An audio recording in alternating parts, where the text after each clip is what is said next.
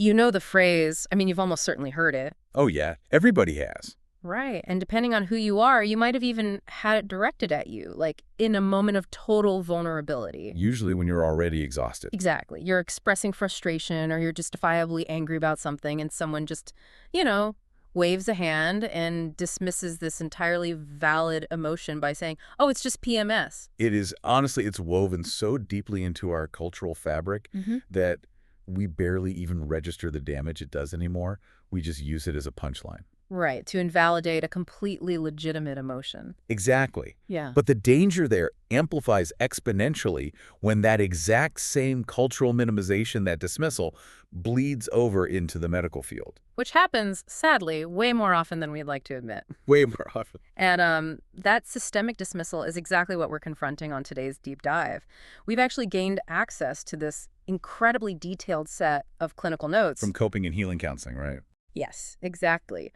From Coping and Healing Counseling, or CHC, they've built this entire framework around treating premenstrual dysphoric disorder. PMDD. PMDD, yes. And we are looking directly at their protocols today to understand why, brushing off PMDD as just bad PMS isn't just rude. It represents a profound medical failure. It really does. So, okay, let's unpack this because the sheer scale of the biological mechanisms at play here and the evidence-based ways this is tracked and treated, I mean, this is an essential piece of medical advocacy you need in your back pocket. Absolutely. And to even begin discussing those mechanisms, we really have to draw a rigid clinical boundary between normal premenstrual syndrome and PMDD. Right, because they are not the same thing at all. Not at all. The CHC clinical notes make this distinction their absolute foundation. Yeah. PMDD is categorized as a formal severe mood disorder. It's fully recognized in the DSM-5. Which is huge. I mean, just looking at the implications of that DSM-5 inclusion, that places PMDD in the exact same diagnostic manual as major depressive disorder, right? Yep. Bipolar disorder, schizophrenia, it's all in there. It completely changes the conversation. You are no longer talking about some minor gynecological inconvenience. You are talking about a serious psychiatric reality that's driven by biology. And that classification is the crucial first step for clinical validation. Because PMDD is a distinct mood disorder that is strictly anchored to the menstrual cycle. Right. And the symptoms, I mean, they are not mild. The criteria involve marked mood lability. Meaning, like, rapid emotional swings. Exactly. Rapid, entirely unpredictable swings. Plus intense, disproportionate irritability or anger, profound depressed mood, and severe anxiety or tension that can be practically paralyzing. And the sources are really careful to point out that these psychological symptoms are paired with severe physical symptoms too, right? Yes. It's not just mood. It's joint pain, breast tenderness, extreme bloating. And a crushing fatigue. Yeah. Totally debilitating fatigue. And looking at the numbers, the data shows this affects roughly 3 to 8% of menstruating people. Which is a massive demographic. Right. 3 to 8% of that global population is tens of millions of individuals. It makes me think of the way we triage other medical issues. How do you mean? Like if someone says they have a cough, you might give them a lozenge. But if they have pneumonia, they need serious medical intervention.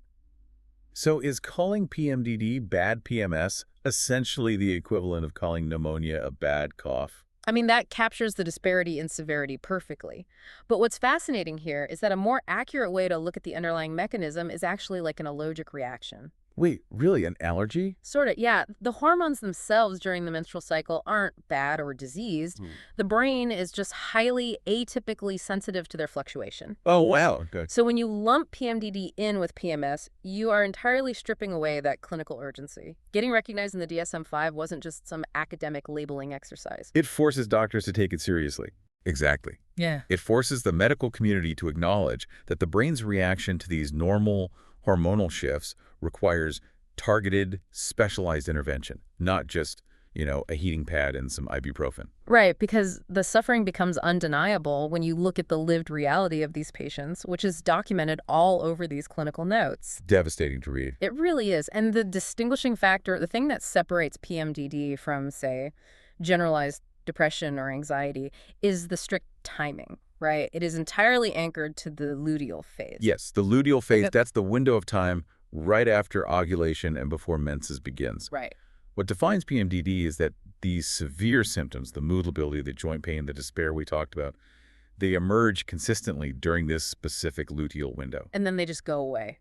Crucially, yes, they fade away almost entirely shortly after menses actually begins. The subjective experiences detailed in the sources are just heartbreaking. Patients describe going through these 2-week stretches every single month feeling like a completely different person. Yes, that exact phrase comes up so often. Like they experience blinding rage over a misplaced set of keys or a deep, hollow despair that has absolutely no external trigger. Right, there's no logical reason for it in their environment. And this isn't just a tough weekend.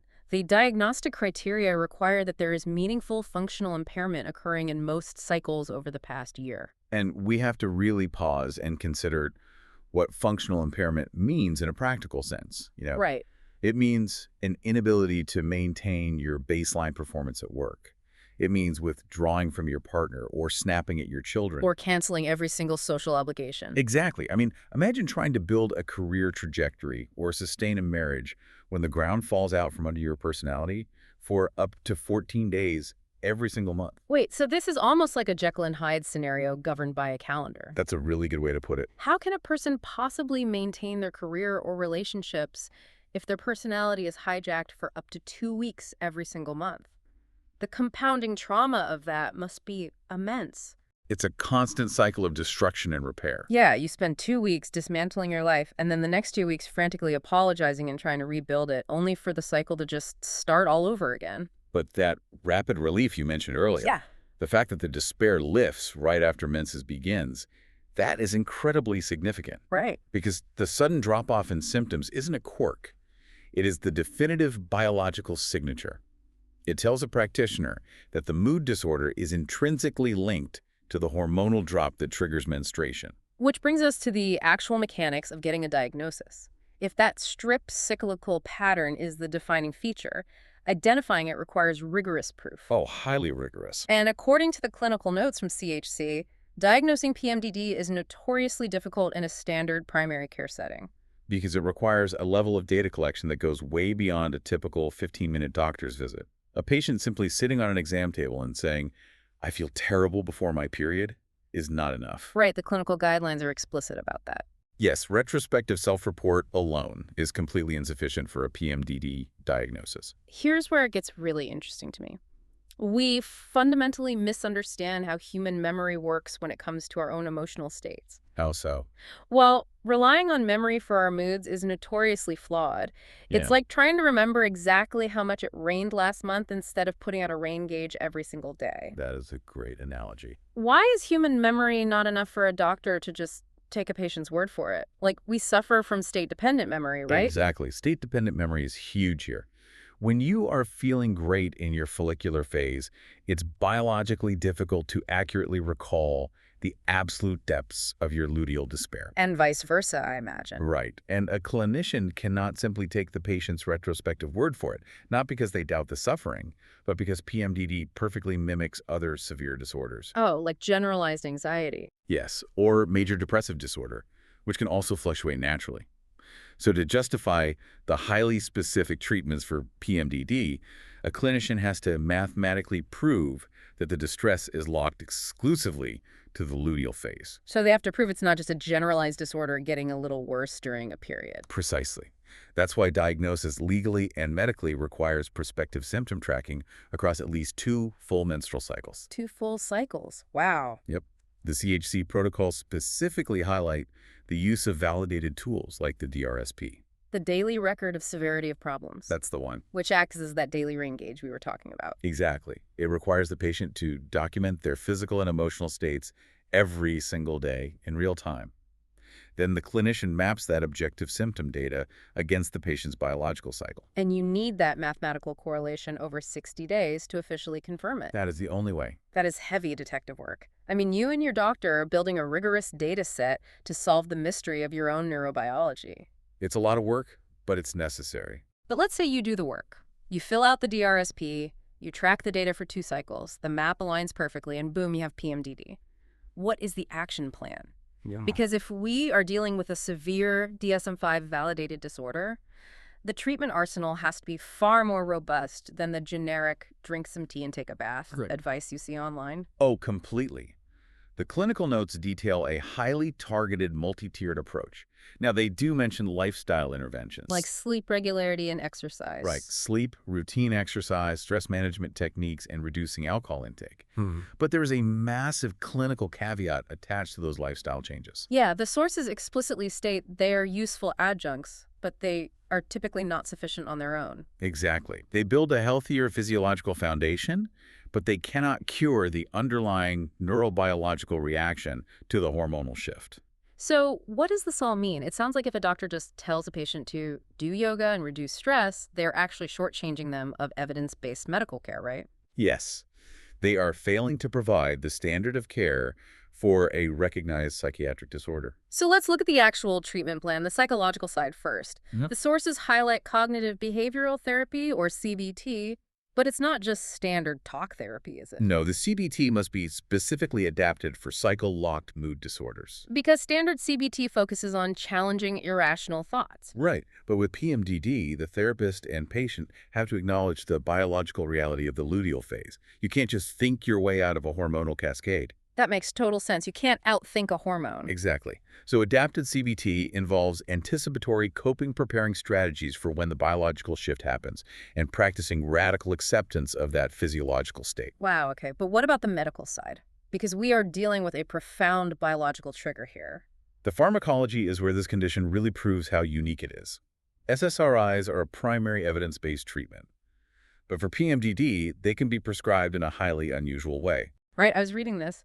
While they can be taken continuously every day, they can also be prescribed with a luteal phase-only dosing schedule. Yes. Now, anyone who follows psychiatric medicine knows that standard depression requires taking an SSRI daily for weeks to build up a steady therapeutic state in the brain. Right. It takes time to remodel those neural pathways. So how is it clinically possible that an intermittent SSRI works here? You just start taking it the week before your period and stop when you bleed. If we connect this to the bigger picture, the mechanism of action here is a total revelation. Because PMDD is so uniquely tied to the rapid hormonal shifts, the SSRI doesn't need weeks to remodel the brain. Oh, interesting. It acts almost immediately to stabilize the brain's acute reactivity to that luteal shift. That is incredible. The fact that luteal phase-only dosing is highly effective for many patients proves undeniably that this condition is biologically distinct from standard clinical depression. The treatment itself validates the uniqueness of the diagnosis. Furthermore, the notes from coping and healing counseling detail specific hormonal interventions, like they utilize combined oral contraceptives that specifically contain drospirenone.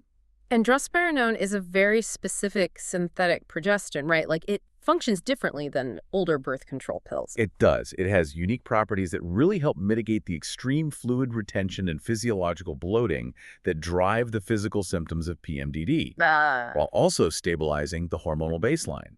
And in more severe cases, the notes even mention GnRH analogs. Which essentially induce a temporary chemical menopause, right?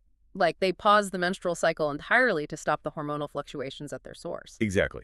But deploying tools like drospirenone or GnRH analogs requires meticulous management. You are fundamentally altering the endocrine system. So it has to be carefully coordinated with a gynecologist or endocrinologist. Exactly. Which honestly exposes a massive systemic gap in how we deliver healthcare.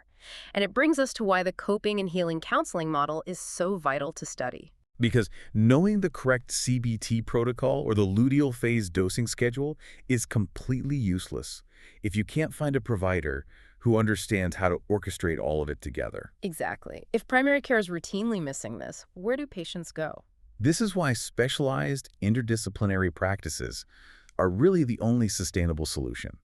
The CHC framework we're reviewing isn't just a list of treatments, it's an entire delivery model. And they provide this PMDD-informed telehealth across all 159 counties in Georgia, right? Yes, all 159 counties. It is incredible that they cover 159 counties virtually. That logistical footprint is staggering, and it solves a massive equity issue. It really does. For listeners in rural areas, rural healthcare deserts, this means they aren't locked out of specialized care. A completely IPAY-compliant telehealth model means your zip code no longer dictates your psychiatric care. And they bring a robust infrastructure to that virtual setting, too.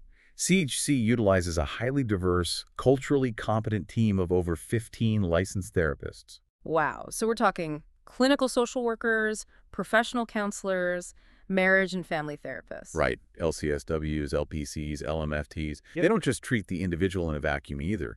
They offer individual therapy, sure, but also couples and family therapy, teen therapy for ages 13 and up, and life coaching. Because, as we discussed, the functional impairment of PMDD damages the entire family unit. It doesn't just happen to one person. Exactly. But the detail in their clinical model that really stands out to me, especially after discussing SSRIs and GnRH analogs, is their commitment to active care coordination.